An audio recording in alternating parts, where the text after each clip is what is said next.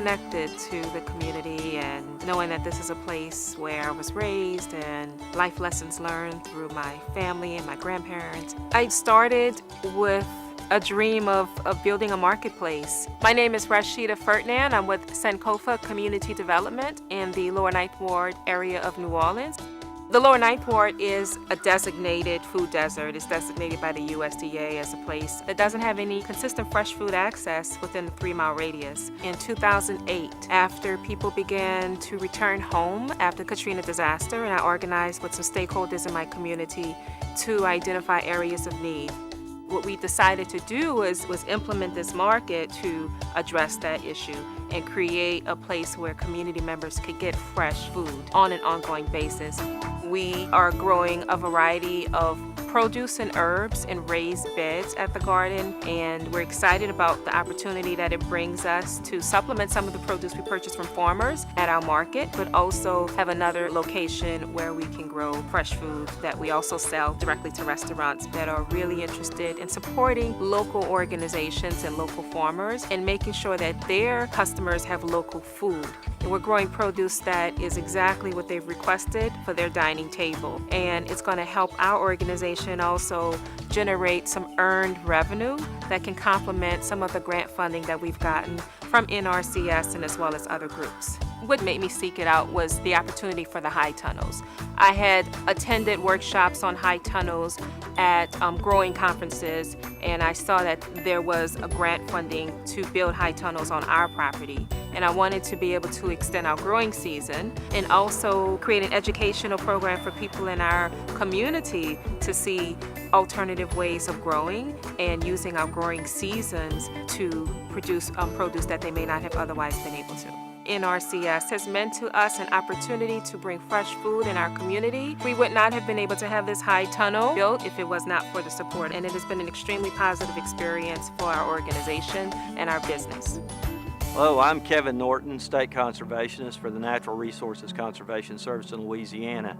And I'm here to visit with you today about the Initiative for Rural Growth and Opportunity. It's the USDA agencies pulling together in those persistent poverty parishes, of which Louisiana has a good number, and we're bringing our programs together across the USDA agencies to create opportunities for growth in the smaller farmer segment to the large farm segment, and working to bring the resources to those parishes where agriculture forms really the backbone of life in those parishes. So we sat with the local communities, the local agriculture producers, the food groups, and try to determine the places that we can be most helpful to them, and then bring our programs together and work together to help them achieve success. And with that comes success in the local communities.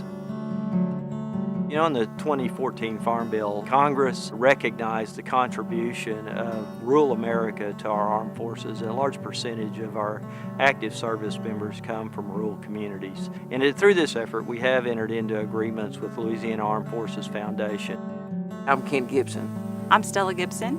And we live here just outside of Rayville, Louisiana, and this is our farm. Ken and I met when we were stationed at Eglin Air Force Base. 8 years later, we have a little girl, and we're here trying to start our farm. For us, it kind of started all by accident, I guess. We had 40 acres here, and Ken was medically retired, so he needed something to keep him occupied to help with the PTSD and depression. Food in the store doesn't taste quite as good as what you can grow. I mean, it's a big difference. And when you got outside and doing something, and the way it helps, I mean, it was a no-brainer for me, wanting to just get some better tasting food. He started kind of small. Last year, he planted some watermelons and cantaloupes just for us here to have. When Ken first proposed the idea of chickens, I did not want to do it. Which I even said I didn't want chickens. I never would do chickens. I mean, the only thing I knew was they smell. So we started with 17 chickens.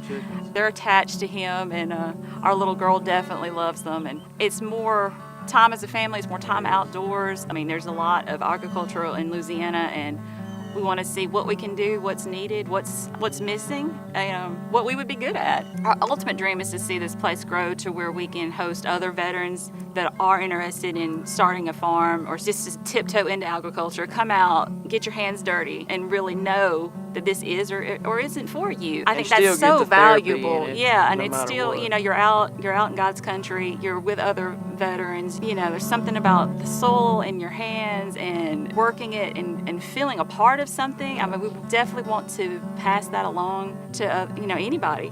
The biggest key is to start small. Think about what you can physically, mentally, financially handle, and just see if it's something that you really like and something that you find helpful. Don't expect it to all go right. Yeah. Because things will happen, but you learn from it, you pick it up, you lower your shoulders a little bit more, and you keep pushing through it. I've seen a huge change in Ken emotionally. You know, you can tell he is waking up in the mornings with purpose, and he is happy to be here, and I think he wants to stick around. I do. Veterans are leading veterans in opportunities in agriculture, everything from beekeeping to actual raising livestock, producing agriculture products, and even as those that grew up on the farm return home, creating the opportunities for them to access programs. Now, with NRCS and the partnership between Louisiana Armed Forces Foundation, we're able to see Stella and Ken's dreams start to come into reality. I'm originally from Jamaica. In Jamaica, we have a lot of poverty, but what you don't see a lot of is starvation. I'm Donna Isaacs, and I serve as Executive Director for Campti Field of Dreams. We're a nonprofit organization based here in Campti, Louisiana. I recall growing up that when I came out of my front door, there were always fruit trees and other things that you could pick, and literally you could graze through the day and not worry about coming home to eat until dinner time. However, with research, I have found that this was part of the culture here, and it would not be hard to bring it back. We have a lot of people who are on fixed incomes. By the time they get done with paying for medicine, paying for housing, they have a hard time buying fresh fruits and vegetables. So our goal is to give them access to affordable fresh fruits and vegetables and healthy meat right here in the community. But at the same time, we really want to teach people to bring back that love of farming, because this is an agricultural community and everybody used to have a truck patch in their backyard. They did eggs, their uncle was the butcher, and they talked about their childhood memories surrounding that. And so it's nurturing that love and bringing them back to the soil and letting them know that they can do this too. NRCS has been an amazing resource for me here in the community. When we signed this lease agreement, we had no idea how we were going to turn this 25 acres into a working farm. But we had a lot of volunteers come out and help us clear land. With NRCS's help, we've been able to put in the high tunnels, and now we're going to be able to grow vegetables year-round right here on the farm. And eventually, we will become a fully certified organic farm, both on the vegetable production side and on the meat production. Anybody who has a dream of doing something, who is interested in generating a little more money from their land, go into their nearest USDA service center and ask them about the programs that are available for you. It may seem daunting, but they're some of the nicest people who are willing to help you make your dream a reality.